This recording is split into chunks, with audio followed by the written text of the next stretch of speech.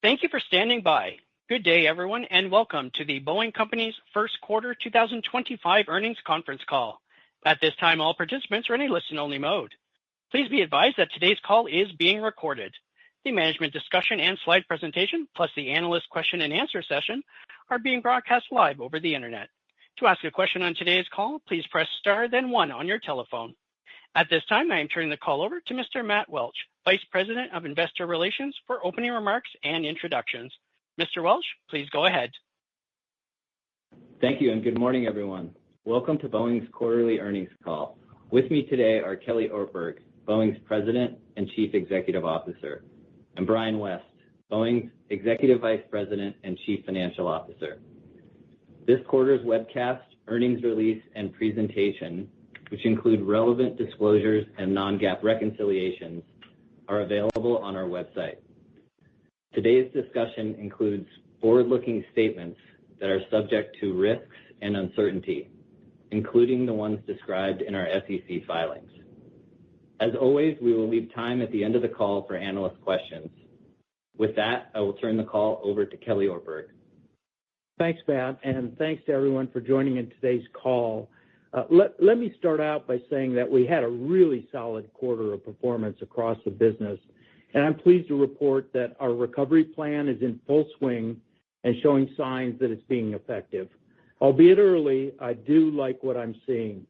In BCA, we continue to implement our safety management system and remain on schedule with our safety and quality plan that we've established with the FAA. The key performance indicators that we're using to measure our production stability continue to progress, and we delivered 130 airplanes in the quarter, which was better than our internal plan. I want to remind you that we planned the ramp up conservatively so that we had some capacity to deal with unknown challenges.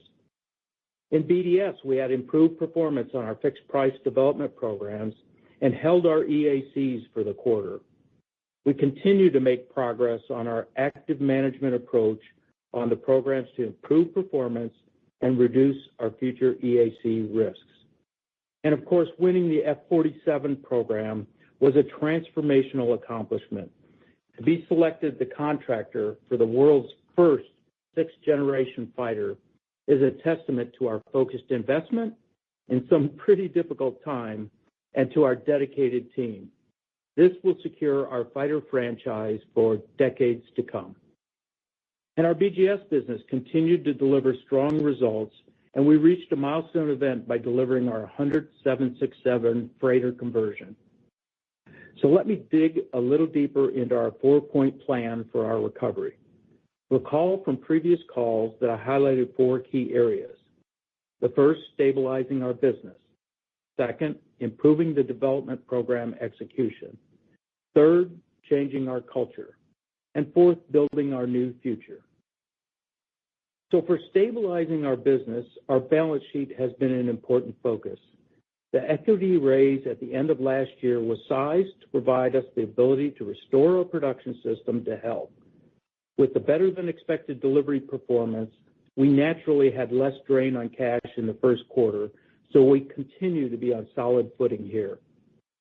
As we announced yesterday, the expected divestiture of portions of our digital aviation solutions business will also provide a significant cash infusion. The key to cash generation will be continued progress on the 737 MAX ramp. We're currently producing in the low 30s per month and expect that we'll get to the 38 per month cap over the next few months. We'll ensure that the KPIs are showing a stable production system and then request an increase to 42 per month with the FAA later this year. We've stayed very close to the new Department of Transportation and FAA leadership, and we remain aligned on the criteria to move to the next rate. If you look back before the strike last fall, we've seen about a 50% reduction in traveled work and a 25% reduction in rework hours on the 737 line. So the changes we've made to strengthen our quality system are delivering results.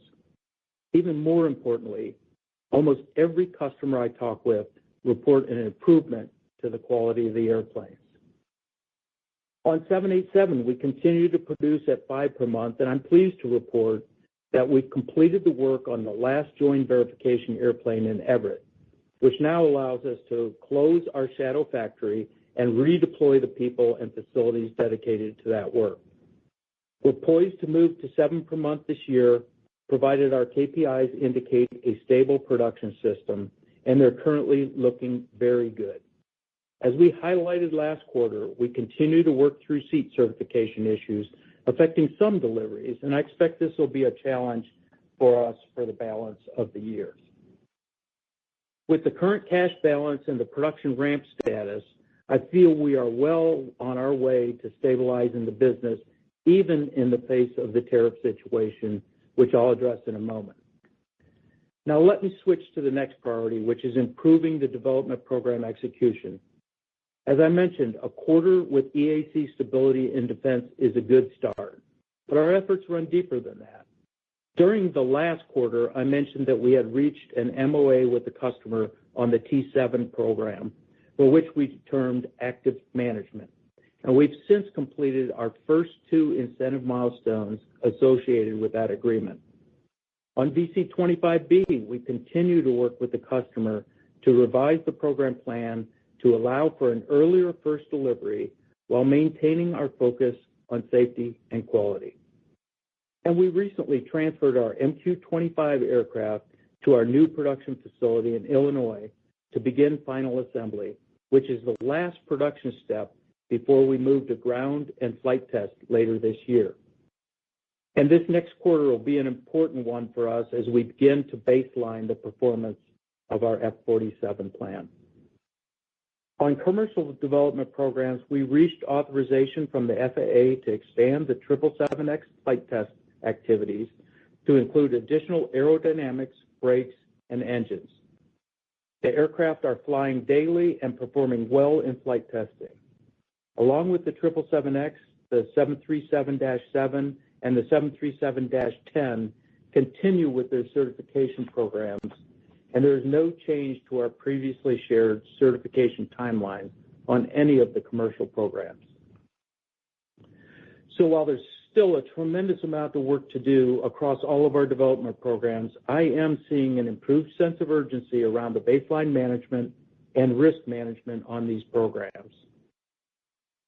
Now, the third area of focus is changing the culture at Boeing, and we've made some good progress there as well. In the quarter, we had a series of employee meetings talking specifically about culture change. We formed an enterprise working group to help us refresh our values and behaviors.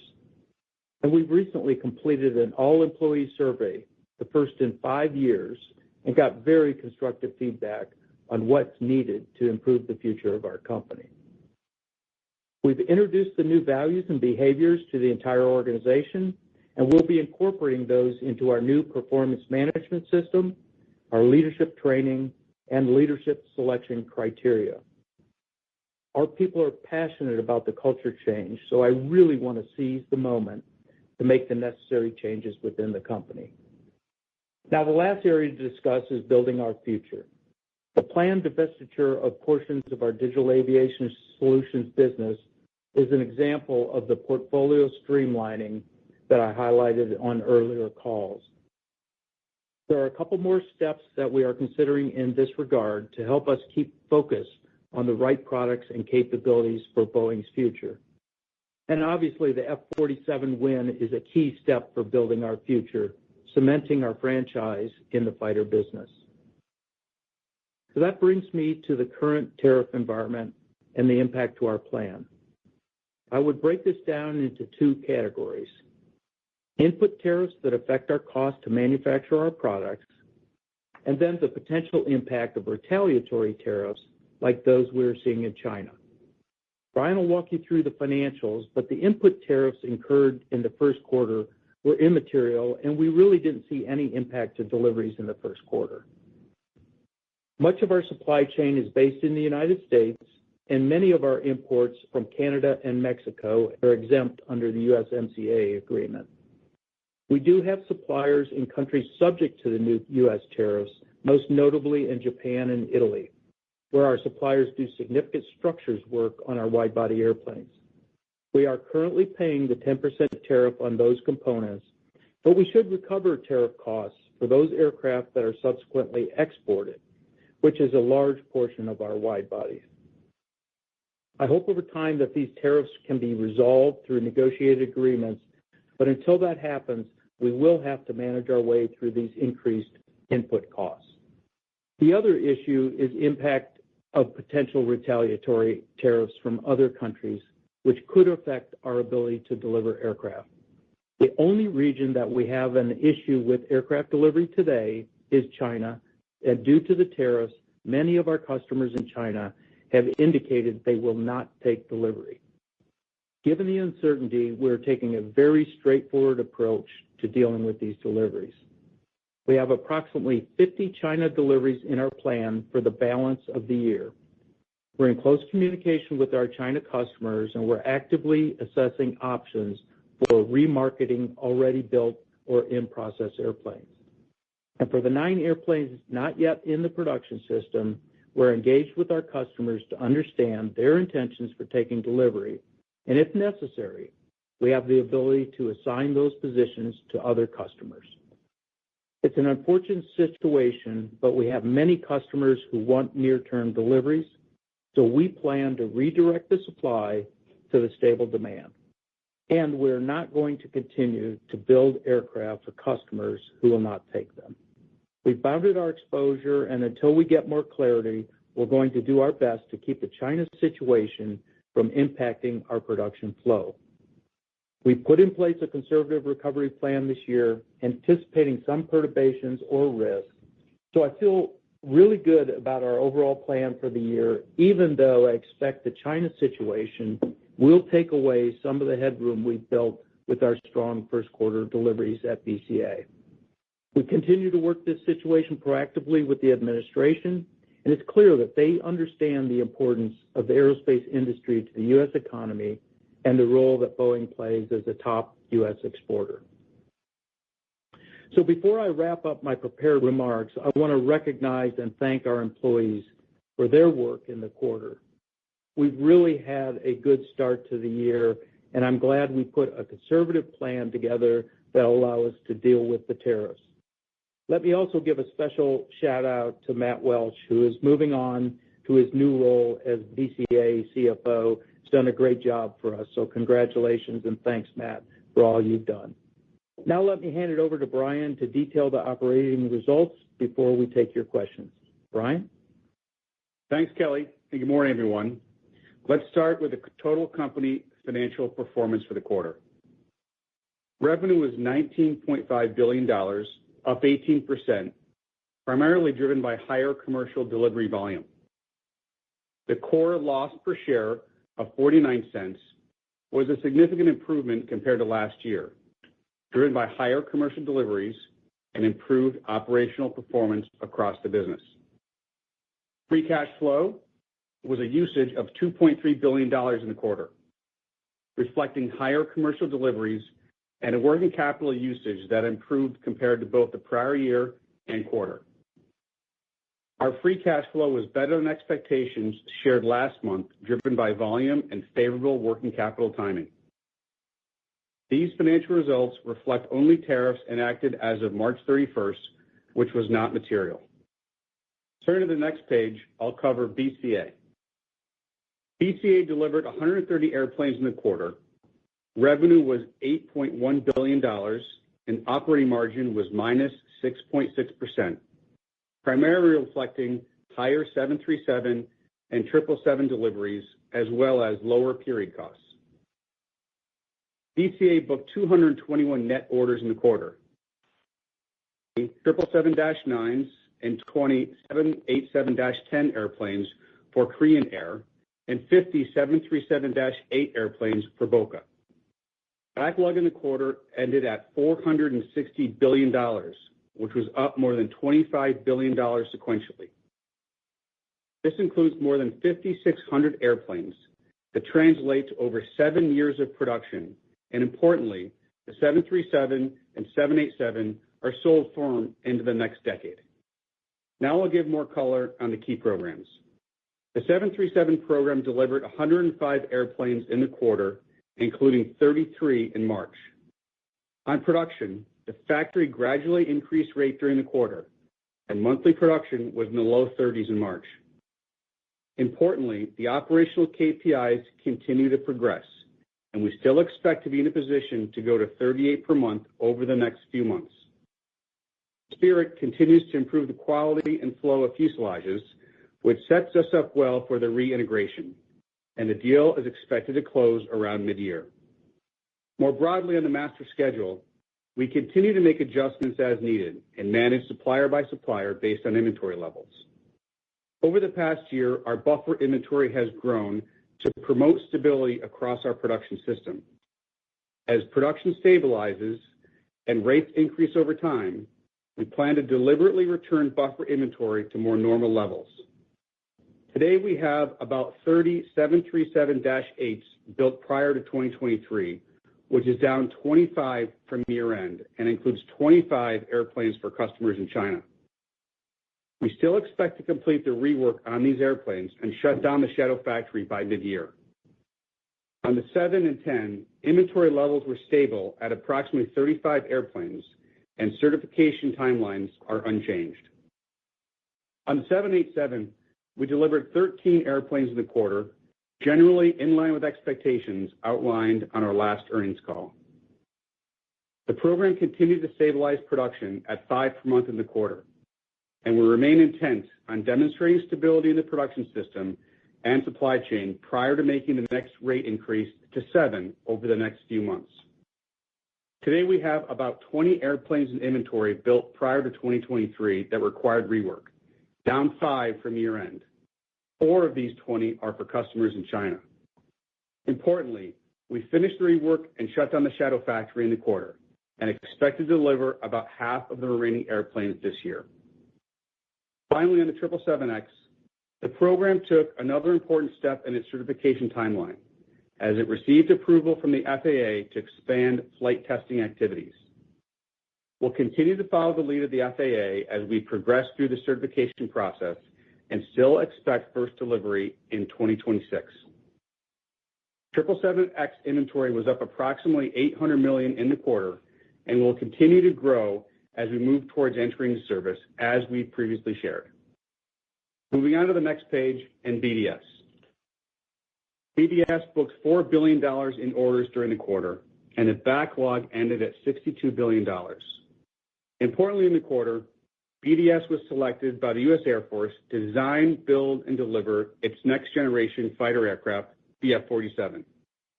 This order was not included on our first quarter backlog, pending the completion of the source selection and evaluation review process. Revenue was $6.3 billion, down 9% on planned lower volume, including the impact from commercial derivatives associated with the production restart. BDS delivered 26 aircraft in the quarter. Operating margin was plus 2.5%, up 30 basis points compared to last year, and reflected stabilizing operational performance in the quarter. We made important progress in 1Q, and the game plan is to get BDS back to high single-digit margins over time. Our core business remains solid, representing approximately 60% of our revenue and performing in the mid to high single-digit margin range. The demand for these products remains very strong, supported by the threat environment confronting our nation and our allies. The roughly 25% of the portfolio that's primarily comprised of fighter and satellite programs, operationally performance improved in the quarter, which drove favorable margin trends. Lastly, on our fixed-price development programs that represent the remaining 15% of revenue, we continue to work to stabilize and mature these programs. This quarter's results reflected stabilizing operational performance, and we remain focused on retiring risk each quarter and ultimately delivering these mission-critical capabilities to our customers. During the quarter, the MQ-25 program successfully transported the first engineering development model aircraft to the new production facility in Illinois, where it began final assembly, the last production step before ground and flight testing begin later this year. On the T-7A, we achieved the first 2 EMD performance milestones outlined in the MOA that was finalized with the U.S. Air Force in January. This continues to be an important example of how we are working with our customers to find better overall outcomes for both parties. Overall, the defense portfolio is well positioned for the future, and we still expect the business to return to historical performance levels as we continue to stabilize production, execute on development programs, and transition to new contracts with tighter underwriting standards. Moving on to the next page and BGS. BGS continued to perform well, delivering very strong financial results in the quarter. The business received $5 billion in orders, and the backlog ended at $22 billion. Revenue was $5.1 billion, stable year over year. Operating margin was 18.6% in the quarter, up 40 basis points compared to last year on favorable performance and mix, with both our commercial and government businesses delivering double-digit margins. In the quarter, BGS delivered the 100th 767-300 Boeing converted freighter to SF Airlines and received a modification contract from the U.S. Air Force to integrate electronic warfare systems for the F-15 Eagle. It remains a terrific long-term franchise focused on profitable, capital-efficient service offerings and continues to execute very well. Turn to the next page. I'll cover cash and debt. Cash and marketable securities ended at $23.7 billion, primarily reflecting the free cash flow usage in the quarter. Debt balance ended at $53.6 billion, down $300 million due to the paydown of maturing debt, and leaving $550 million of debt maturities remaining in the year. The company maintains access to $10 billion of revolving credit facilities, all of which remain undrawn. We remain committed to managing the balance sheet in a prudent manner with two main objectives. First, prioritize the investment-grade rating, and second, allow the factory and supply chain to stabilize. As you saw yesterday, we entered into an agreement to sell portions of our digital aviation solutions business for $10.55 billion, which is an important component of our strategy to focus on our core businesses and strengthen the balance sheet. Stepping back, let me provide some additional context on the macro backdrop before getting into the free cash flow outlook. We continue to closely monitor recent policy developments and believe that the administration understands the aerospace industry's importance to our economy broadly and U.S. manufacturing jobs specifically, and is focused on keeping our U.S. industrial base globally competitive for the long term. Given our position as a significant U.S. exporter, free trade policy across commercial aerospace remains very important to us. As noted recently, on the supply side, roughly 80% of our annual commercial supply chain spend goes directly to U.S.-based suppliers, and we'll work closely with all our suppliers to ensure continuity of supply and pursue options to mitigate cost pressures. Conversely, on the demand side, about 70% of our commercial deliveries this year are planned for customers outside the U.S. And importantly, the company has a large and diverse backlog of over $500 billion, with our key commercial programs sold out into the next decade. Specifically on China, it represents approximately 10% of our commercial backlog, and if we need to redirect supply to more stable demand, the strong market backdrop across the rest of the world still supports our planned production rate increases. Regarding free cash flow, we set a conservative plan for the year and had a strong start operationally, which we believe puts us in a position to largely offset any potential cash flow impact of China deliveries this year, as well as higher expected input costs due to tariffs. Regarding deliveries, our plan for the rest of the year was to deliver roughly 50 airplanes to customers in China. There is strong demand for these airplanes, and we are actively assessing options should we need to redirect the 41 China airplanes that are already built or currently in production. We will continue to monitor the demand situation, and if tariff-related impacts expand beyond China, we would expect to see additional pressure. Broadly, the markets we serve continue to be significant, and our backlog of more than $500 billion demonstrates the strength of our core product portfolio. Long-term, these fundamentals underpin our confidence in managing the business with a long-term view built on safety, quality, and delivering for our customers. And before I open it up for questions, I too would like to thank Matt Welch for his partnership over almost 4 years and we all know they weren't easy 4 years. He's a terrific Boeing leader, and we wish him all the best in his new promotion, and we welcome Eric Hill into the IR role. With that, we'll open up for questions. Thank you. We will now begin the question and answer session. In the interest of time and to allow for broader participation, we ask that you limit yourself to one single part question. Your first question comes from the line of Doug Harned from Bernstein. Your line is open. Good morning. Thank you. Hi, Doug. Kelly, if we go back to the first Trump administration, the negotiations on subsidies across the Atlantic led effectively to a zero tariff environment for aviation. And, when you look at the recent tariffs announced and under consideration, I mean, we would say they do nothing positive for the industry. I expect if Guillaume Faury were on this call, the two of you would probably be in violent agreement on this. But you commented earlier that the administration understands the importance of the industry, but can you describe how you and others are interacting with Washington to get out of this tariff environment? And what are you hearing back? What's your sense on how this might evolve in the U.S. and even in Europe and China based on your interactions there? Yeah, Doug, well, obviously it's an important topic right now and very dynamic topic. I don't think a day goes by where we aren't engaged with someone in the administration, including cabinet secretaries and up to POTUS himself.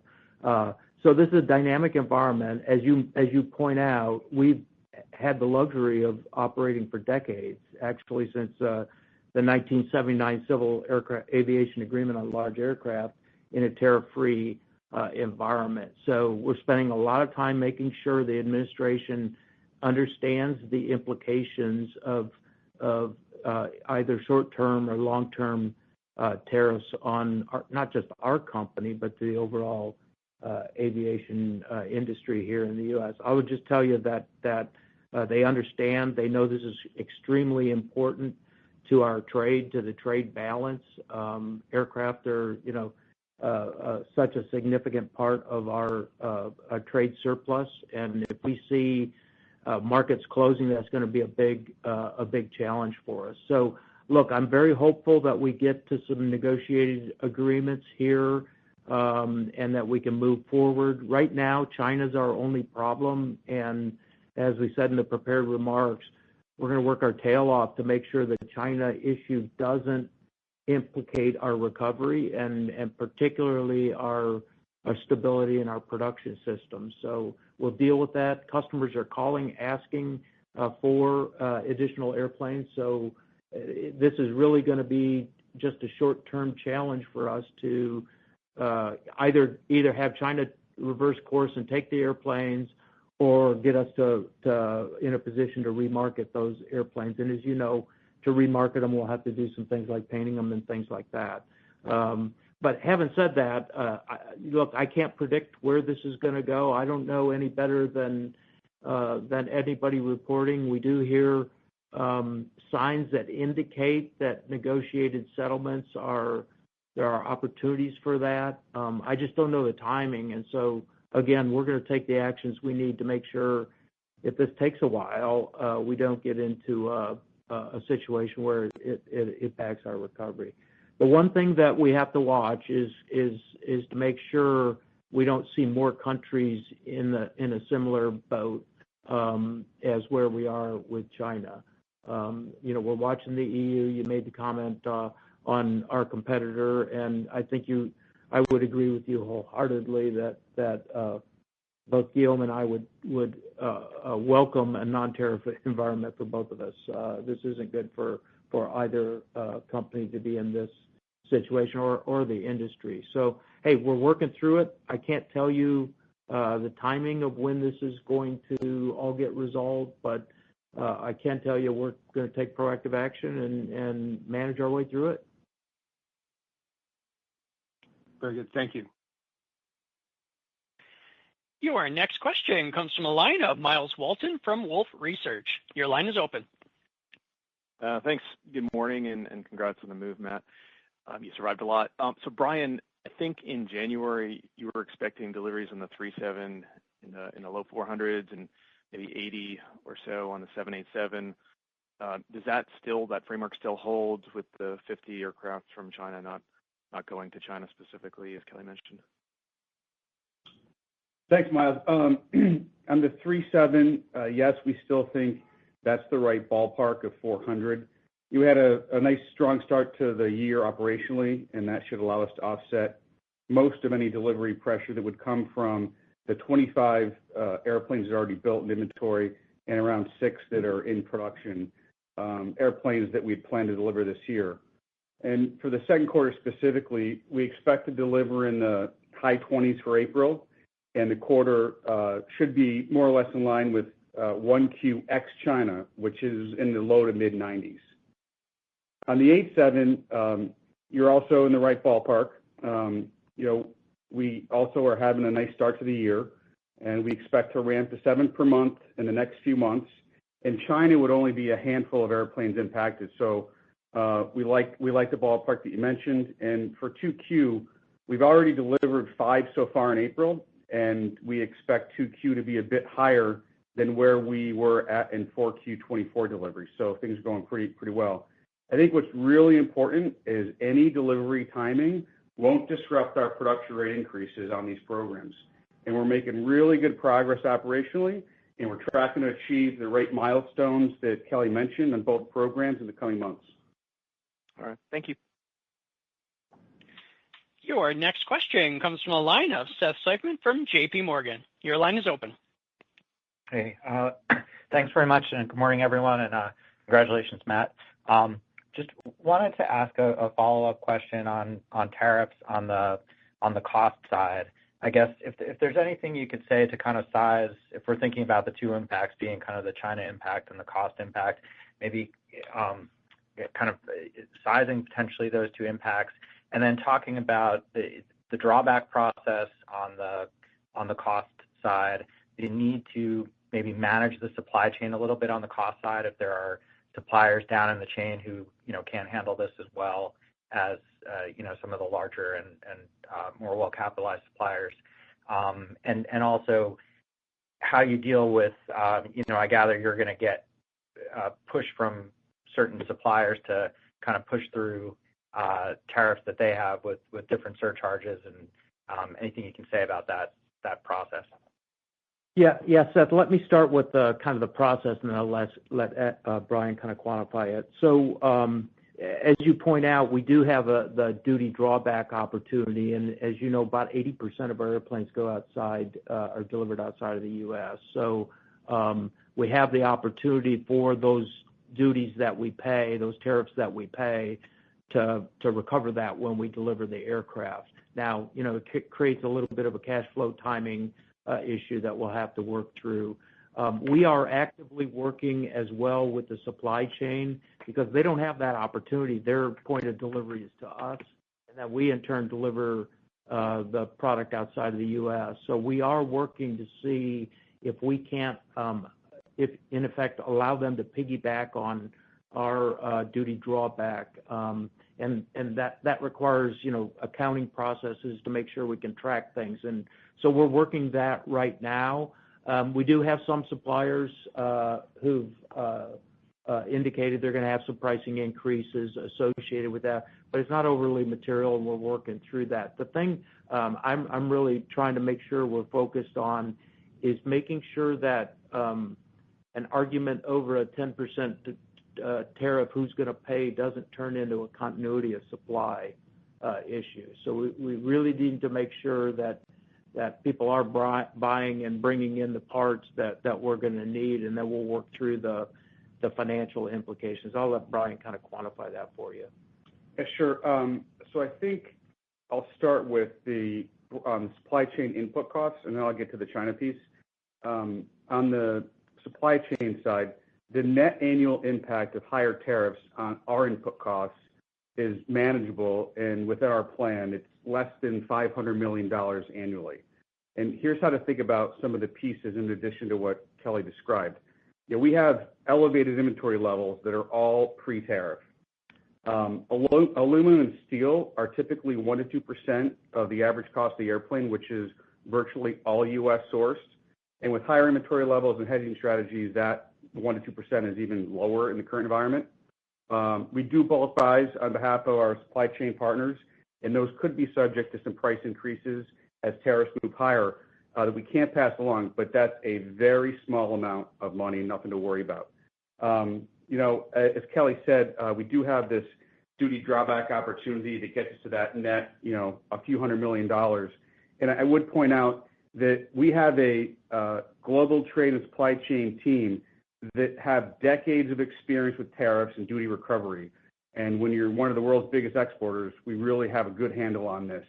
So we feel confident in some of the ways that we've been describing this. I'd also say that keep in mind that over time, any input-related costs will work its way through to price escalators. So it should mostly neutralize over time. And then in addition to what Kelly said about the suppliers, as you know, many are on fixed price life of program contracts where the importer of record does pay the tariff. And as Kelly said, we're doing what we can to help them through this situation. As it pertains to China specifically, we talk about 50 or so airplanes. That's, it could be north of $1 billion, but as I said, it's all contemplated within a conservative plan that we put together. So we feel pretty good. Great. Thank you. Your next question comes from a line of Scott Deuschle from Deutsche Bank. Your line is open. Hey, good morning. Brian, on the last call, you seemed to reference that the free cash flow usage for the year would be somewhere in the $4 to $5 billion range. I guess, can you give an update on how you're thinking about that specific range, as well as some further characterization of the free cash flow cadence as we move through the year? Thank you. Sure. Thanks, Scott. Let me start with the second quarter. So we expect the second quarter to be roughly in line with the first quarter usage. And as we've said, we expect the second half free cash flow to turn positive and then accelerate as we exit the year, driven by a few really important levers. The 737 production ramp to 38 per month and even potentially higher as we exit the year. Higher 737 delivery volume. We've got the 787 production ramp to 7 per month and also potentially higher as we exit the year. We have the higher 787 delivery volume, and we have customer receipts that will be favorable. And those are offset by a couple things, higher investment levels, including the 777X, and the potential impact of both China and this net impact from higher input costs from tariffs that we've discussed. So in terms of the range that you mentioned, we're not going to adjust that full year range right now. We're good with where it's at. We had a really good start to the year. We need to execute on the production rate increases, and we need more clarity on China and tariffs more broadly. So give us a little bit of time to see how things play out. The good news is that, as Kelly said, we deliberately built the year to account for some unknowns. We're still comfortable with the plan that we've outlined. Appreciate it. Thank you. Your next question comes from a line of Sheila Kahyaoglu from Jefferies. Your line is open. Good morning, Kelly, Brian, and thank you, Matt, so much. So maybe just on that last thought, assuming the skyline is largely intact outside of China and there's no demand impact with tariffs, how are we thinking that production rate ramps outside of 2025 with the 37 and the 87 rates, and how you're watching the biggest risks in the supply chain and the master schedule, and how that correlates to cash flow expectations as you continue to benefit from volume ramps, but also on-time deliveries? Sheila, let me take the demand side now. Let Brian comment. So we don't see any change in the overall demand here. Our backlog is well over $500 billion. It's everybody wants the aircraft. So we're going to work through this China situation, maybe have to redeploy some aircraft, but we don't see any pullback whatsoever in demand for the aircraft. So our rate increase plan remains unchanged. We'll go to 38 a month here. We'll get to the stability, and then our first rate increase will be from 38 to 42, and then we'll do 5 per month increments after that. So 42 to 47, 47 to 52. Those rate increases would be no earlier than probably 6 months in between. But again, it depends on each one will require that we have stable KPIs. And the more you move up the rate, the more difficult it is to make sure you maintain stable KPIs. So if we go to one of those rates and we need to stay there for a little longer to be mature, that's what we'll do. But I don't see any change in our long-term rate plans. All the KPIs on 787 right now are all green, look good. So, we'll make this next rate increase in the coming months on 787, and then there are future opportunities there. As you know, we've invested additional capital, $1 billion here in our Charleston facility. That's where we are today, to expand our production capacity here. So we definitely want to get the 87 back up to double-digit production rates, and none of what we're seeing right now is knocking us off those plans. And on the supply chain side, as I mentioned, we have a lot of inventory, enough inventory that is there for us to achieve the rates that Kelly's mentioning, and we've got really good alignment with our key suppliers. Fuselages, engines, everything looks pretty good. We have to get through some discrete moments around this tariffs and ensuring the continuity of delivery, which we'll work through, as Kelly mentioned. But as we look a little further out, good alignment, plenty of inventory, feel pretty confident about the supply chain side of it. Thank you. Your next question comes from a line of Scott Mikus from Melius Research. Your line is open. Good morning. Hey, Scott. Kelly, congrats on the F-47 win. I have a quick question there. There was a comment from the administration about the EMD phase being cost plus, but there were some competitively priced options for LRIP. So I'm just wondering, are those options fixed price?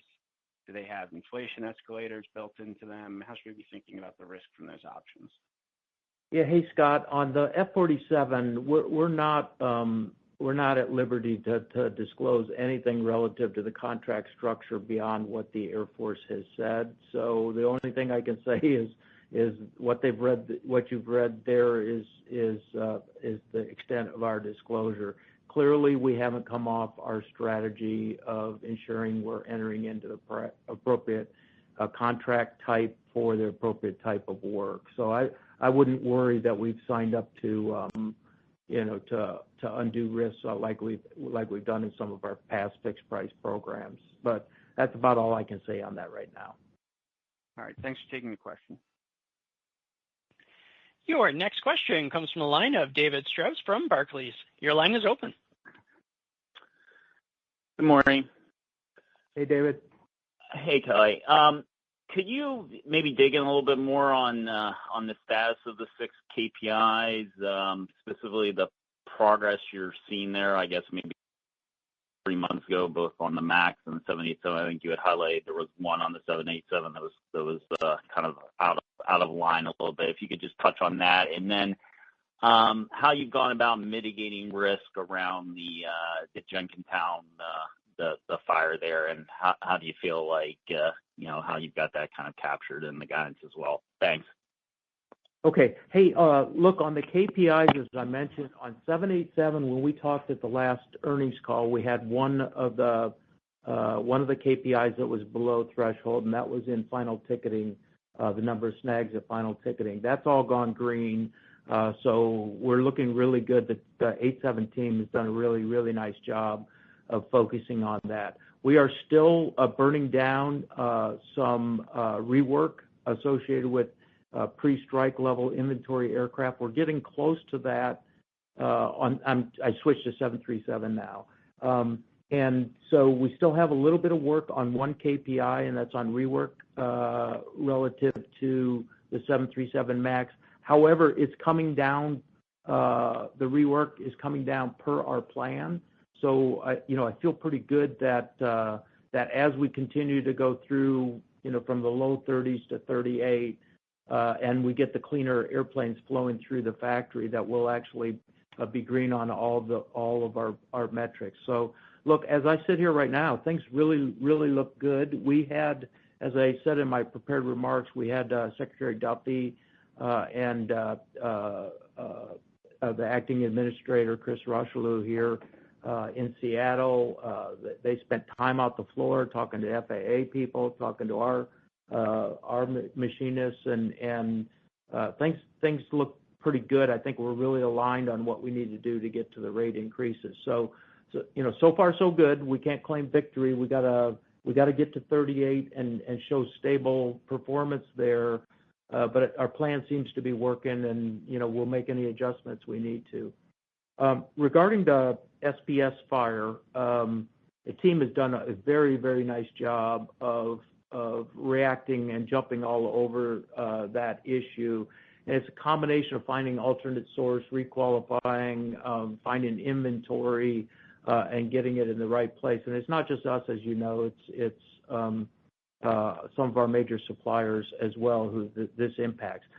I think we're going to be able to scramble our way through this. I don't think we'll be at the inventory levels we want, but I don't see right now that any aircraft program is going to be held up over these fasteners. The team, every time I meet with them, they've burned down the open issues to fewer and fewer, and it looks like we're going to be able to manage our way through this. Now, it's going to take a while to get this capacity back into the system, so we're going to just have to stay diligent as we manage this, and particularly as we ramp up in rates.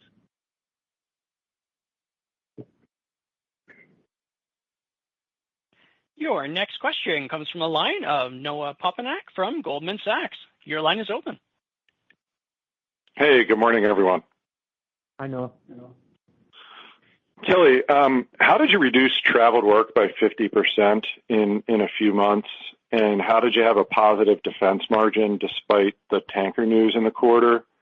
And really the bigger picture question there is, were some of these improvements inevitable with time, or how much have you changed specifically since you've come on board with the blocking and tackling of the operating performance of the business? You've laid out how you're going to turn the battleship, but curious if you could talk about the shorter term, simpler blocking and tackling improvements you've made, and I thought maybe those would be two that would be helpful to hear more about. Yeah, so let me address the traveled work first, Noah. First of all, I don't build any airplanes, so the team's doing a great job. It's not me; it's what the team is doing, and we've put in a major new process in the way we're building the aircraft. For any before we move the aircraft, and these are moving lines, so before we move the aircraft, we now have what we call a travel ready process. And what that requires that any work not done on station, any traveled work, has to be evaluated and safety risk assessments done against that. And if it induces safety risk, like we saw with the door blowout, we're not going to move the airplane. And the last I saw, and I know these numbers are probably higher right now, but the last I saw the numbers, we had implemented that process on 800 airplane moves, and we had stopped the airplanes 200 of those 800 times. So long-winded, that's how we're not getting the traveled work. We're not traveling the airplanes. And so if the work is not done, we're getting it done. We're holding the airplanes and getting it done and being much more disciplined. Now, I'll also say our supply chain is in much better shape than it was pre-strike. So we're not dealing with near the number of shortages that we were prior to that. Look, on the defense side, it is around this new focus on working with our customers to get these contracts so that they're win-win. We've made real good progress, as I've talked about, particularly like on the T7, DC-25, the Starliner. I think we've got all these programs now well contained in terms of what our ETC. Now, I'm not claiming victory here yet. We've got a lot of work to do on the ETCs on a lot of these programs, but I do think our disciplined cost risk management and active management with our customers to get to a win-win on these programs is helping. And obviously, our goal here is to get our defense business back up to a high single-digit kind of performing business, and there's no reason I see we can't do that. So this is a good step, but we got to continue to have good EAC performance to make that happen. And the team's really focused on doing that. And on the tanker specifically, Noah, that crack on the leading edge, the team identified it very quickly, determined that it wasn't a safety of flight issue. The population that they had to go do was small. The rework, they could get to that very quickly, so it really wasn't a big deal. So it didn't disrupt the quarter at all. Okay. I appreciate all the detail. And Matt, congrats on the promotion, and thanks for all the help over the years. Thanks, Noah. Your next question comes from the line of Peter Arment from Baird. Your line is open. Yeah, thanks. Hi, Kelly and Brian. Congrats, Matt. Hey, Kelly, I guess maybe just to wrap up a little bit on a lot of questions around the rate breaks, but when you get to 38, and obviously the FAA is reviewing the KPIs with you, how do we think about that when you're moving beyond, rate 42 or rate 47? Is that something you're doing in concert with the FAA? I know you mentioned to Sheila that you're looking for stability first on all those. Is it just keeping them in the loop, or are they more involved in the process? Appreciate it. No, our current plan is that until the plans change, we will go through the same process with each rate break. So the metrics, they have access to the metrics. We have a digital dashboard. They look at them on a daily basis. So it's not just, looking at one point in time. They're regularly looking on these. So that's why I said when we go from 42 to 47, if we're not stable for a couple months, we'll stay at that rate until we get to stability.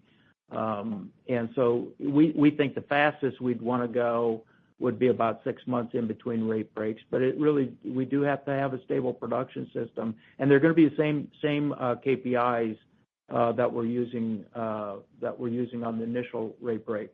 I said this last quarter, and I think it's going to still be true, is that I think the first rate break will be maybe take the longest just because it's not something we've collectively done before. I think we've got a good plan to do it, but that may take a little while to get through that plan. Then I think it's going to be much more standard work.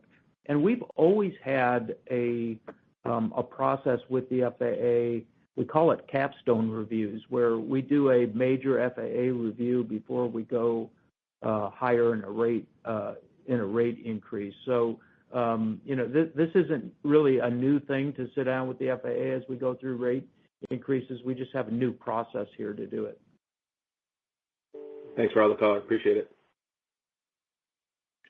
Your next question comes from the line of Robert Stallard from Vertical Research. Your line is open. Thanks so much. Good morning. Hey, Rob. And congrats, Matt, on the move. Quick question on the sale you announced yesterday. Brian, I was wondering if you could give us some idea of what the impact could be on future EBIT and free cash flow dilution as this exits the business, and what you expect your net cash proceeds to be after tax from the sale. Thank you. Yeah, thanks, Rob. So on the margin question, this is not going to disrupt our long-term view is to be in the mid double-digit margins for the business. It's just not very big impact. So not worried about that at all. And the service business will continue to perform in that, grow in the mid-single digits revenue and deliver nice mid-teen margins. So that'll be consistent. This is nothing to do with that. In terms of the deal itself, there's not a lot of leakage on this, so you can think about it being $10 billion net. So it's going to be pretty close to the full purchase price. And then I'd also add that the way this deal got done is that it's all cash. So it's important to know that we're not going to take any risk between signing and closing, which I think is good for the company and good to get this behind us. Okay, thanks so much. And Rob, we have time for one final question. Certainly. Your final question comes from the line of Richard Safran from Seaport Research Partners. Your line is open. Thanks. Kelly, Brian, good morning. Matt, congrats.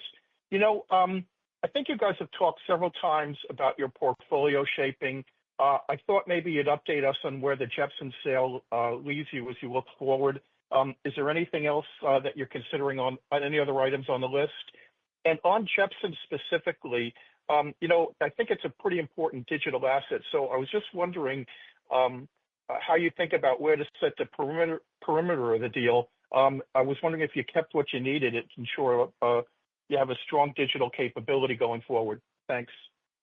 Yeah, so that's a good question. We spent an extraordinarily long time looking at the boundary of this and ensuring that we're retaining access to everything we need for the future of our aircraft. You're right, it's a great digital asset. We'll continue to do business with Jeppesen even post divestiture. It's a great asset, but I can assure you that all the things that we need for the success of our cockpits and our future aircraft support and maintenance, we've retained either access to that or it was outside of the perimeter of what we're talking about in the divestiture.